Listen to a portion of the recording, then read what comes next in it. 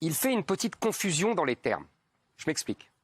Il a tout à fait raison pour dire que lui, fils de juif hongrois, et moi, fils de juif, je n'aime pas le mot algérien parce que je ne suis pas un Algérien. L'Algérie n'existait pas avant la France. Je suis un juif d'Algérie, c'est-à-dire on était français.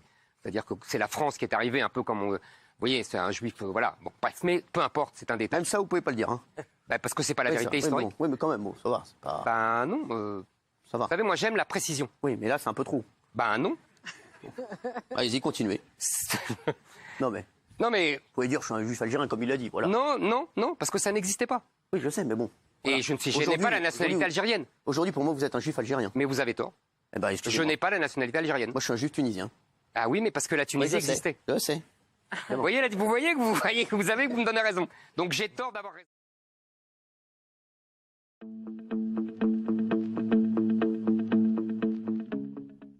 Je considère comme nécessaire que ce recours à l'autodétermination soit proclamé aujourd'hui. Je poserai la question aux Algériens en tant qu'ils sont des individus, car depuis que le monde est le monde, il n'y a jamais eu d'unité, ni à plus forte raison de souveraineté algérienne.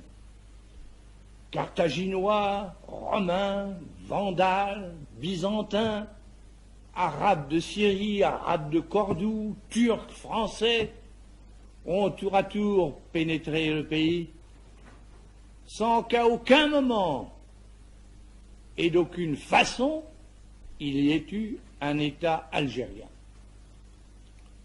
Quant à la date du vote, je la fixerai le moment venu.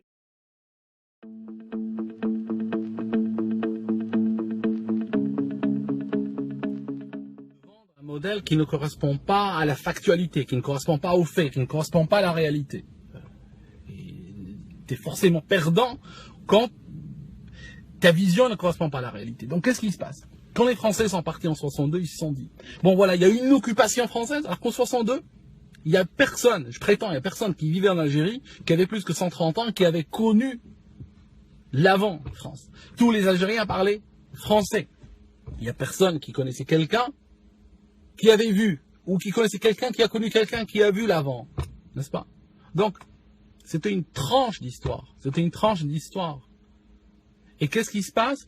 On s'est dit, on va nier cette tranche d'histoire-là, et on va revenir comme on était avant. Mais si on avait voulu vraiment être conséquent et revenir avant, il aurait fallu rappeler les Turcs et leur dire, venez reprendre votre pays, venez reprendre votre protectorat. Donc, on a essayé de rentrer dans une phase complètement schizophrène, où quelque part on voulait revenir.